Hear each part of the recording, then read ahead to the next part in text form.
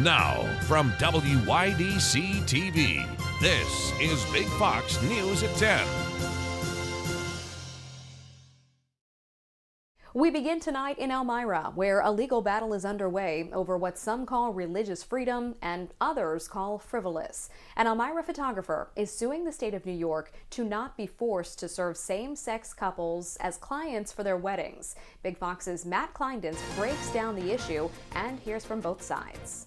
Good evening, and wedding photographer Emily Carpenter is suing for the right to deny service to same-sex couples. However, one person from Corning Pride tells me the lawsuit is a waste of time. This case is really about the right of artists to have the freedom to choose the messages they want to promote. Elmira wedding photographer Emily Carpenter is teaming up with the Alliance Defending Freedom to sue the state of New York. In the lawsuit, Carpenter claims that being forced to serve same-sex couples at weddings is a violation of her First Amendment rights. She just wants to go about and live her life and operate her business consistent with her beliefs and values like so many others. Jonathan Scruggs is the lead lawyer from the ADF taking up Emily's case. According to Scruggs, Emily faced threats from the state if she did not serve same-sex weddings, including massive fines, loss of her business license, and possible jail time. The choice she faced was really between operating her business consistent with her beliefs or going to jail. It seems like some sort of preemptive act to try and make a statement. Corning Pride co-founder Sarah Blagg says the lawsuit is a waste of the state's time. She says Emily already has the right as a business owner to deny service. Emily's lawyer did not clarify whether or not she's been accused of discrimination by a same-sex couple. So as a business owner, all she would simply have to tell people that she doesn't want to work with is that she can't accommodate them. She doesn't have to give a reason, and that would be enough. Blagg says the lawsuit by the ADF could set a bad precedent in future cases. This does seem like the alliance is trying to make some kind of point and potentially set a dangerous precedent that could at some point harm people who are LGBTQ. The ADF hopes to have a ruling within the coming weeks or months. Matt Kleindens, Big Fox, WYDC in Corning. Today, New York landlords can now access relief funding through the Landlord Rental Assistance Program. Governor Hochul announced $125 million will be made available to landlords throughout the state. According to the governor, the program will provide a year's worth of past due rent. Landlords can apply for funding through the state's rental assistance portal. Access could be expanding soon to one of the last groups still not eligible for the COVID-19 vaccine. Jonathan Seri has more from Atlanta. I'm so proud of you. More young people could soon be eligible for COVID-19 vaccines. Pfizer asking the FDA for emergency authorization to give its vaccine to children ages 5 through 11, saying the shots were safe and effective in a large-scale clinical trial. The FDA is scheduled to review the data at the end of the month, and if they give the green light, the shots could protect millions of kids during the holiday season. Vaccines. They remain our best tools against COVID-19 because it is much, much better to prevent yourself from getting infected than to having to treat an infection. The announcement comes as the White House is pushing for more mandates, claiming they help bring vaccination rates up more than 30%. On Wednesday, Los Angeles passed one of the strictest vaccine requirements in the country, mandating everyone ages 12 and up be fully vaccinated before entering most indoor public spaces, prompting criticism from some business owners. Our protocols keep changing, and it makes it harder for, regular clients. And all those mandates are leading to a shortage of testing kits. The White House says it will spend $1 billion in the coming months to address that shortfall and expand distribution as well. And we continue to improve access there, making it more and more convenient for people to get a free test, and soon to be at 30,000 locations across the country. President Biden travels to Chicago today to make the case for vaccine mandates and boosters. In Atlanta, Jonathan Seri, Fox News. The Corning Area Chamber of Commerce announced the launch of a new online shopping platform. Shop Corning is a platform that allows residents to browse local shopping options. The website was designed to help small businesses stay open, even when facing capacity restrictions from the pandemic. Residents can check out the services available at the Shop Corning website. The Senate is inching closer to holding a vote that would temporarily suspend the debt ceiling. The bipartisan agreement is helping to ease economic uncertainty, but there are still some major questions for Democrats regarding their legislative agenda, including a massive social spending package. Madeline Rivera has details from Washington. After weeks of gridlock, the Senate spent the late-night hours of Wednesday hammering out a deal addressing the debt ceiling. Senate Minority Leader Mitch McConnell offered Democrats a debt limit extension into December, an option many Democrats indicated they'd be open to. It's our hope that we can get this done as soon as today. McConnell said he wouldn't help Democrats raise the nation's borrowing limit since they have the votes to do it themselves through reconciliation, a process that requires a simple majority in the Senate. It's the road that Republicans still want Democrats to ultimately take. The pathway our Democratic colleagues have accepted will spare the American people any near-term crisis. The agreement averts a financially catastrophic default, but punting on the debt limit only adds to the list of items that Democrats want to accomplish over the next several weeks. One of those goals includes reaching an agreement on a multi-trillion-dollar climate and social spending bill. Moderate Senator Joe Manchin maintains he'll support a $1.5 trillion package, far less than what progressives want. I don't believe that we should turn our society into an entitlement society. Senator Bernie Sanders is firing back. The time is long overdue for him to tell us with specificity what he wants and what he does not want. With this short-term deal, lawmakers will once again face the threat of default in December, right before the holidays. In Washington, Madeline Rivera, Fox News.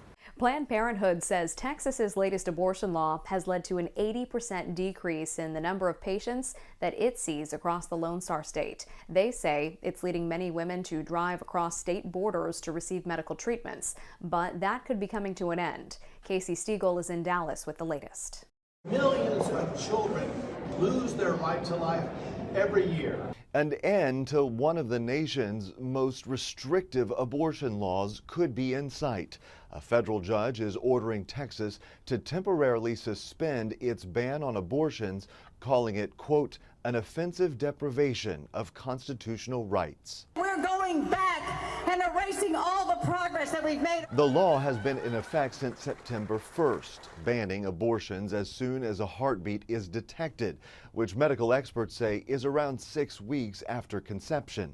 The ruling was also unique in that it required ordinary people, not law enforcement, to report any healthcare provider who performed the procedure. The Biden administration promised to fight it. I said that the Justice Department was evaluating all options to protect the constitutional rights of women and other persons. Even though the temporary ban prohibits the law from being enforced, many medical officials in Texas are nervous to start offering abortions, citing concerns that they could still be sued. Meantime, tensions over anti-abortion rulings have been building across the whole country, with thousands marching on Washington, D.C. over the weekend, demanding freedom of choice. This year alone, we have seen nearly 600 restrictions introduced in 47 states. Texas lawmakers say they do plan on appealing the decision. That's the latest from Dallas. Casey Stiegel, Fox News. There's new evidence in the Gabby Petito case and the manhunt for her former fiance. Brian Laundrie's father is now helping officials inside the Carlton Nature Reserve. Authorities discovered a fresh campsite that's become the focus of the massive search. Chris Laundrie went to the area today to help point out some of Brian's favorite trails, says the family lawyer. It comes as the Laundries have altered the official timeline of when they last saw Brian. They're now telling police he went missing on September 13th, not the 14th. Police say they ticketed a car belonging to the Laundrie family near the reserve on the 14th. Federal officials say 18 former NBA players, including several superstars, have been charged with defrauding the league. Brian Yennis has the latest. They made millions playing basketball. Now they're accused of stealing from the NBA. 18 former players, including Tony Allen, Glenn Davis, and accused ringleader Terrence Williams, have been charged with defrauding the league's health and welfare benefit plan, allegedly submitting about $4 million in false claims between 2017 and 2020. The defendants who purportedly received medical and dental services at a location on a particular date were often nowhere near the provider's offices.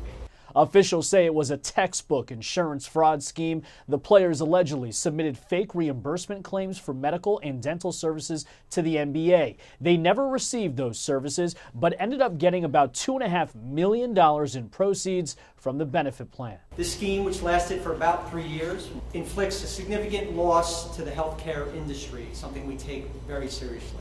According to the indictment, Williams started the scam by submitting false claims from a chiropractor's office. He then allegedly recruited other former players to do the same, offering them counterfeit invoices from medical providers. The feds say today's indictments show this type of fraud won't be tolerated.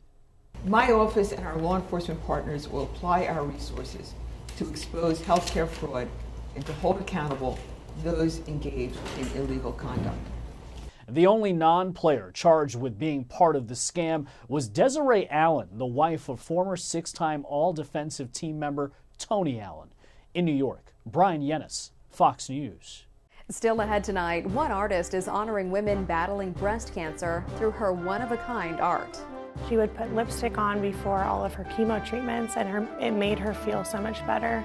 It made her feel more beautiful and strong and powerful. The unlikely tools she's using to help turn empty canvases into works of art.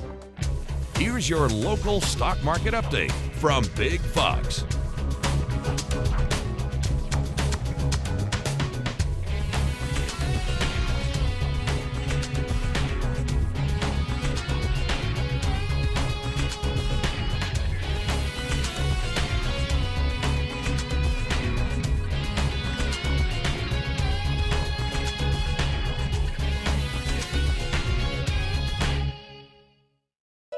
Now, your Twin Tiers forecast from Big Fox. Tonight's Big Fox forecast is brought to you by William Mattar. Good evening, everyone. Quiet weather for today. Just a few passing clouds, but that's pretty much it. High pressure still anchored over the northeast, and so that's going to keep the rain away at least for one more day. But we are still keeping our eye on that low pressure system that's moving from the south to the north. Right now, located in the Midwest, right over Illinois, and you can see some of this rain associated with that low. This will start to move toward the Great Lakes region and then eventually over the Twin Tiers, and so we are expecting some chances of rain over the weekend. So for tomorrow, that low again will be riding into Michigan, and out ahead of it, notice southerly winds will start to come in, and we are expecting it to be a little bit more humid. It's not going to be oppressive or anything like that, but it is going to get a little bit more sticky moving into the next 24 hours. And then on Saturday and Sunday, there is the possibility of a few showers that will be riding through the region, but then warmer conditions will start to come in as a ridge of high pressure builds in once again. So for tomorrow, I don't think we're going to have any chances of rain, but then Saturday and Sunday, better chances of rain. And then we have another system that will come through by the middle of next week, and that's going to increase our rain chances as well. So our future radar is showing all this rain will be moving counterclockwise around that low pressure system, and it may hit some of the western edges of our state. But overall, it doesn't look like we're going to see any rain for your Friday. There will be a few passing clouds, though, during the day, but that's pretty much it. By 6 o'clock in the evening, just a stray shower between Dansville and also Hornell, but that's all we're going to really see. It's not going to really amount to much. And then increasing clouds for your Saturday with a few isolated showers moving in. There could be some heavier rain in Hornell and also in Wellsville, as you can see right there, and then that will start to move eastward, and so we're going to get in on the action by the end of the day on Saturday. By Sunday, there could be a stray shower or two, but overall our chances of rain will start to diminish by the end of the weekend. Here's a look at your forecast for tonight. Temperatures dropping down to around 61 degrees in Corning, 58 degrees in Elmira, and also in Bath, and around 62 degrees in Watkins Glen. Highs tomorrow, around 76 degrees in Watkins Glen, 75 in Corning, and 76 degrees in Elmira. Our 7-day planner calls for temperatures that will be cooling down over the weekend as a result of more cloud cover and also rain chances. But then we start to warm up into the 70s, starting off with cloud cover, though, on Monday, and then a little bit more sunshine for the middle of the week with highs in the mid-70s. Chances of rain will return by the end of the week. A Houston artist honors women who are battling breast cancer through her one-of-a-kind art.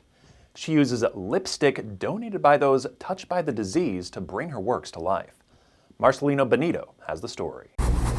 Catherine Mason spends hours in her studio, lipstick in hand. Because sometimes I'll leave the studio and I smell like lipstick. Unlikely tools that help turn empty canvas into art. I'm doing this for more than just me. Her journey started in 2016 when a close friend was diagnosed with stage 4 breast cancer. She would put lipstick on before all of her chemo treatments, and it made her feel so much better. It made her feel more beautiful and strong and powerful. Learning that changed everything. I figured, it comes in a tube, so it's kind of like a crayon, and I can kind of manipulate it in those ways.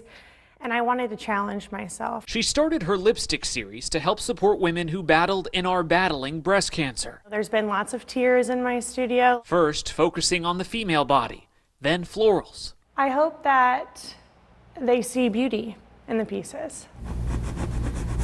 Now her latest piece, vintage boxing gloves. Symbolize the battle that these people are fighting for their life. Catherine's work has touched women across the country. They send her letters with stories of breast cancer battles, triumphs, and loss. I want to show these women the respect that they deserve through my work. But it's the lipstick that comes in the mail. And those are always really special packages to receive. Belonging to those that breast cancer swept away. These lipsticks belong to women, and they were, in a sense, a part of their life. That fuel her continued mission. I know that there are women whose spirits live on in the work. It's a network of strong, beautiful women coming together on canvas, hoping money raised through Catherine's art can help one day find a cure. I don't want to just leave behind pretty pictures. I want to leave behind an impact, and I want to do something to help other people. A 50-year-old cold case murder of an Iowa teenager is now closed, thanks to DNA technology. The Cedar Rapids Police Department says they now know who killed the teenager back in 1971. Libby Randall spoke with the victim's family. We're just relieved it's all over. Maureen Brubaker Farley was reported missing on September 20th, 1971. 4 days later, teenagers out hunting found her body in the trunk of an abandoned car where Tate Cummins Park now is. Investigators say Brubaker Farley had been sexually assaulted and died from a skull fracture. Detectives worked the case for 50 years. And it wasn't until about 2005 when Detective Larison sent some of our evidence back into the lab to have it processed that we were able to get a breakthrough, which was a DNA profile. Then last month, a break for investigators as they got DNA match from a relative of a suspect. That led them to George Smith, an acquaintance of Brubaker Farley from the diner where she worked. Her mother says the feelings that come with this closure are overwhelming. This new DNA that they've got now proved it. So I'm just so happy for this new DNA that they can go back 50 years and prove it. Smith died in 2013 at age 94, so there will be no charges, but the case is finally closed. It's still pretty new and still pretty fresh, the news and the information. So I don't know if we'll sleep any better or anything, but I just keep saying thank you. Lead investigator Matt Denlinger says they credit a big part of this discovery to the advances in DNA technology and the generations of officers who have been committed to this case for 5 decades. But this morning was especially rewarding to call them and let them know that it's over, that they have an answer, and although it's not the answer they were probably looking for, they were still extremely appreciative. Relief is on the way for more than 500,000 student borrowers. The Education Department announced that some major changes are on the way. Jen Sullivan looks at the impacts this overhaul will have. A major student debt forgiveness overhaul potentially benefiting more than 500,000 people. Today is a good day for hundreds of thousands of people. They are going to get a fresh financial start. The Education Department announcing changes to its public service loan forgiveness program. Under new actions, 550,000 borrowers working in government and nonprofit sectors like first responders, nurses, and teachers are eligible to have their student debt wiped out after they've made monthly payments for 10 years. These are the teachers who teach our kids in the classroom. These are the people who take care of our sick relatives. After calling for changes for years, advocates like the Student Borrower Protection Center are welcoming the announcement, saying the overhaul was long overdue. This program has been broken. More than 9 out of every 10 borrowers have been rejected, and this has been going on for years. The program, created by Congress in 2007, has been criticized for being difficult to navigate and riddled with problems, including confusion about eligibility requirements. According to the Education Department, just over 16,000 borrowers have ever received forgiveness under the program before this overhaul. When there is a 90+% denial rate for a program, it's not borrowers who were making mistakes. It's not individual folks who were doing something wrong. It was a system that had failed them. For today's Consumer Watch, I'm Jen Sullivan. Uber is now offering some customers easier pickup options at the airport. The rideshare company says it has expanded Uber Reserve to handle passengers at airports. With this feature, travelers can reserve a ride up to 30 days in advance from one of 20 airports around the country. And once booked, Uber says it will keep track of the flight so a driver will be waiting when it lands. A dish found in the drawer of a Scottish country home turned out to be the work of a famed 16th century Italian ceramicist. The Istoriato-style dish, which measures about 11 inches in diameter, sold for $1.4 million during a live online sale. The Italian work of art is believed to have been created around 1520. This rare dish depicts the biblical story of Samson and Delilah. There are some criminals who are experts at evading police, and then there are some who don't even seem to try. Plus, a happy ending for a bird of prey. Steve Nannis has those stories in today's Take a Look at This. Is this man the world's worst alleged bank robber?